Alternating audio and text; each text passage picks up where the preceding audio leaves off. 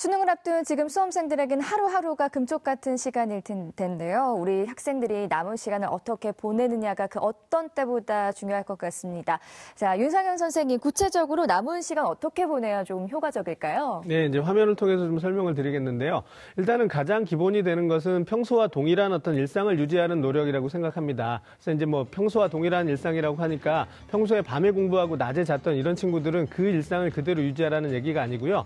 우리가 이제 일반인들이 그대로 생각할 수 있는 일상을 말하는 거죠. 아침에 이제 일어나서 그다음에 낮 동안에 열심히 공부하고 또 저녁에 또 편안하게 잠자리에 드는 이런 일상들. 그다음에 또 아침과 점심과 저녁을 다 모두 챙겨 먹고 그다음에 평소에 자신이 먹던 어떤 그 음식들 이외에 뭐 특별한 어떤 별식을 먹는다든가 안 먹어본 거를 갑자기 도전한다든가 뭐 이런 것들을 하지 않는, 또 적당히 운동도 하는 이런 어떤 그 일상들을 계속해서 유지해 나가는 노력이 가장 필요합니다. 그러니까 일상이 가장 소중하다라는 것을 좀 생각하시고 그런 어떤 일상을 유지하기 위한 그런 노력들에 좀 신경을 썼으면 좋겠고요. 그다음에 두 번째 이제 수능 당일에 대한 어떤 이미지 트레이닝을 좀 해볼 필요가 있습니다. 수능에 이제 아침에 저희가 이제 모의고사를 학생들이 좀 많이 봤잖아요. 그동안 이제 모의고사를 많이 봤을 텐데 몇 시에는 뭐가 이루어질 거고 또 1교시는 몇 시고 또 2교시에 나는 지금 무엇을 하고 있을 거고 또 3교시에는 또 어떻게 될 거고 점심은 어떻게 먹을 것이고 뭐 이런 어떤 부분들을 쭉 떠올리면서 하루를 내가 수능 당일을 어떻게 보낼 것인가를 좀 자주자주 생각을 해보면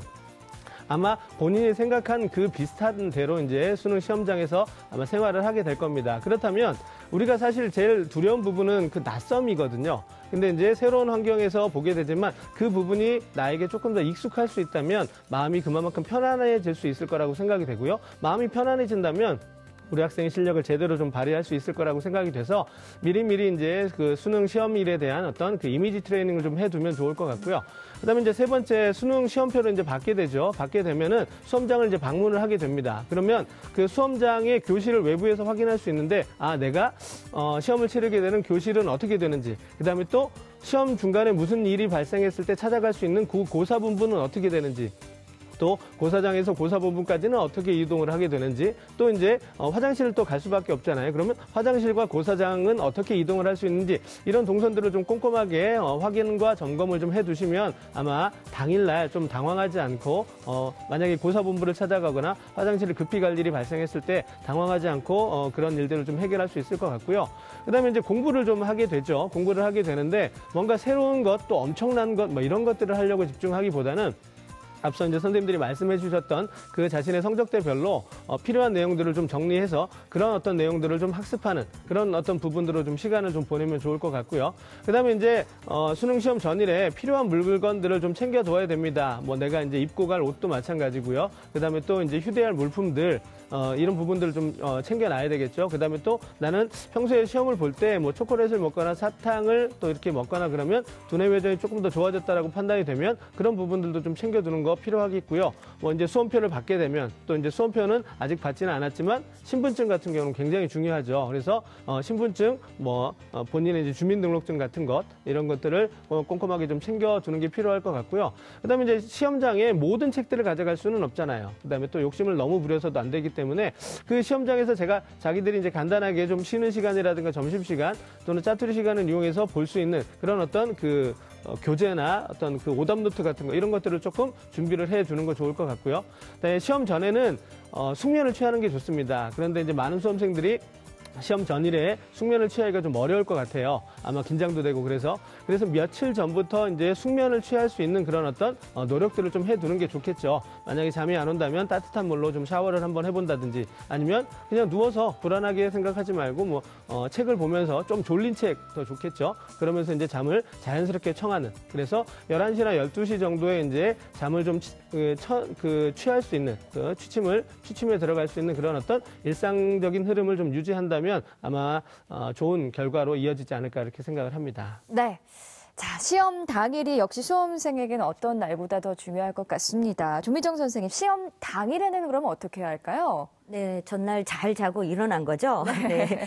좀 개인차는 좀 있지만 일반적으로 잠에서 깨어나서 2시간 정도 시간이 지나야 우리의 뇌가 활발하게 움직인다고 해요. 따라서 여러 가지를 고려해 보면 6시 전에는 일어나야지 그래도 시험을 볼 때 좀 맑은 정신으로 임할 수 있을 것 같습니다. 그래서 우리 친구들 6시 전에 일어나면 좋을 것 같고요.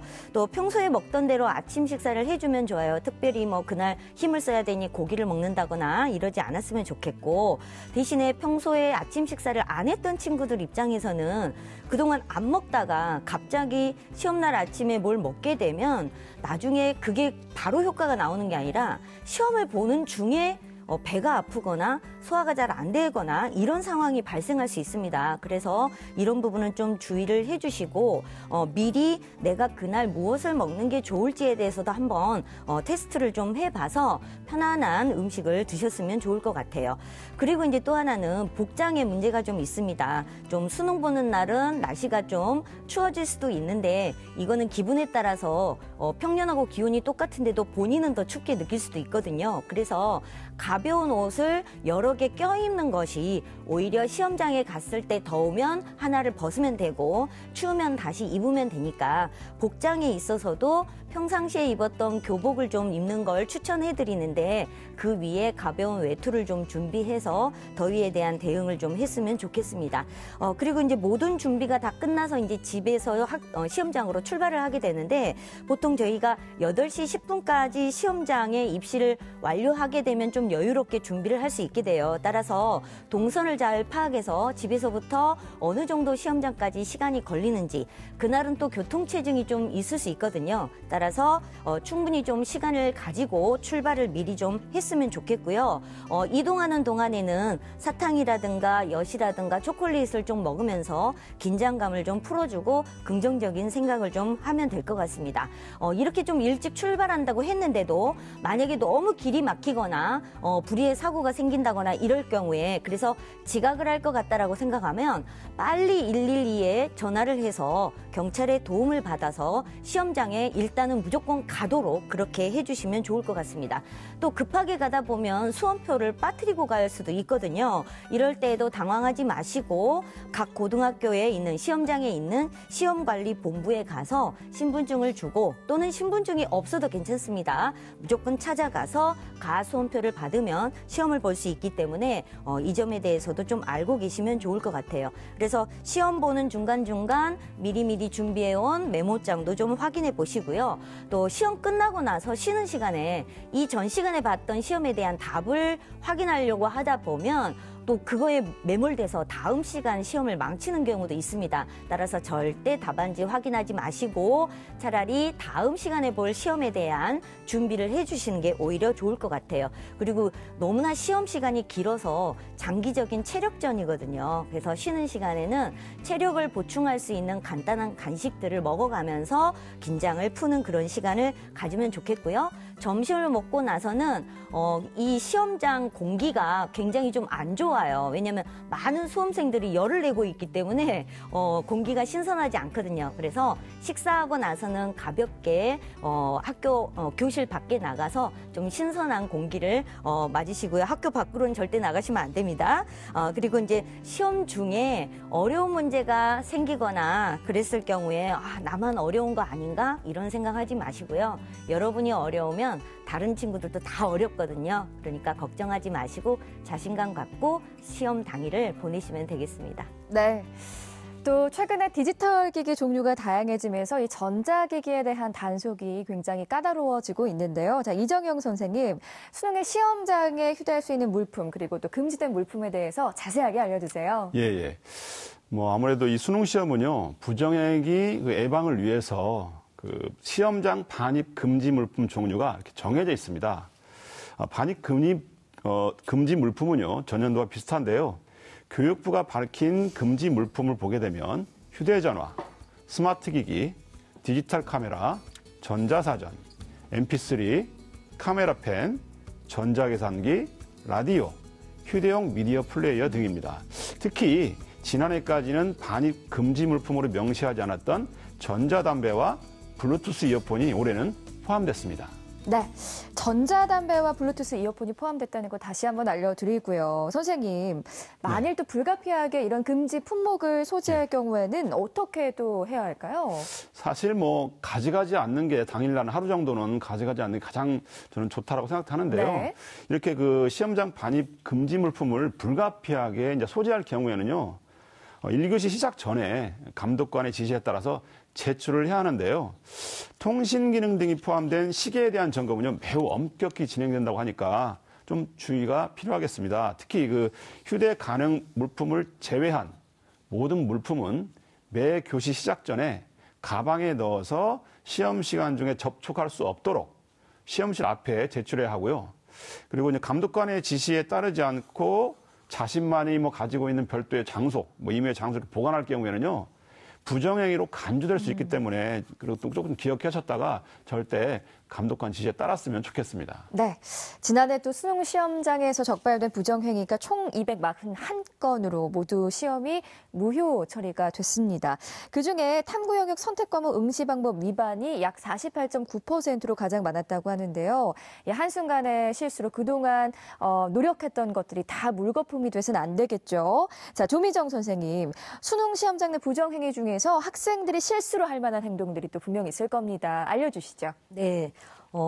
가장 중요한 것 중에 하나는 감독관의 지시를 따라야 된다는 거. 이 부분을 꼭 지켜주셔야 될 것 같은데요. 우선 첫 번째 보시면 시험 종료령이 울렸는데도 계속 답안지를 작성하는 행위를 했을 경우에 이런 경우에 부정행위로 적발이 돼서 무효가 처리됩니다.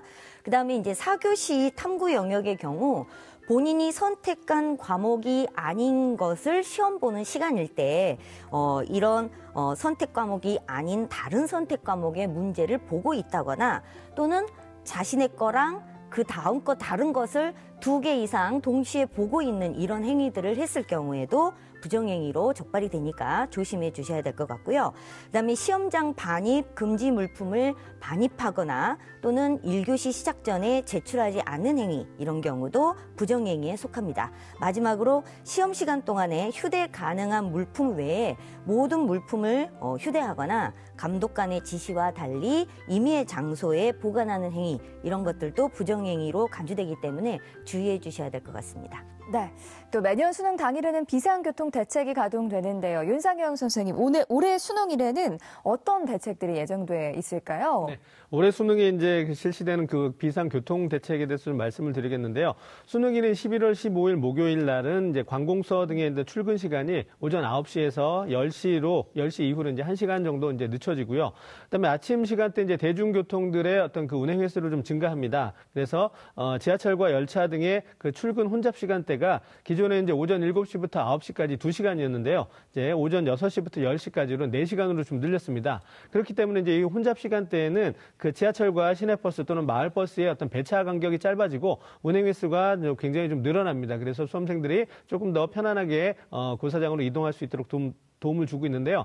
또 그 밖에 이제 각 행정기관은 그 비상 운송 차량을 수험생 이동로에 배치해서 어떤 그 시험에 늦은 그런 만일의 어떤 사태에 대비하기 위해서 수험생들을 위한 그런 어떤 비상용 차량을 좀 준비하고 있다는 사실도 우리 수험생들이 좀 알았으면 좋겠고요. 그다음에 이제 3교시 영어 듣기 평가가 치러지는 오후 1시 10분부터 35분까지 25분간은 소음 통제 시간입니다. 그래서 이 시간에는 모든 항공기와 헬리콥터의 이착륙을 금지하고 또 사격 등 군사 훈련도 이제 금지되고 있으니 이런 점도 좀 참고하시면 좋을 것 같습니다. 네, 우리 친구들 앞서 짚어드린 내용들 잘 기억해두고 모두 실수 없이 시험 잘 치르기를 바랍니다. 자, 지금까지 살펴본 내용 다시 한번 정리해 보겠습니다.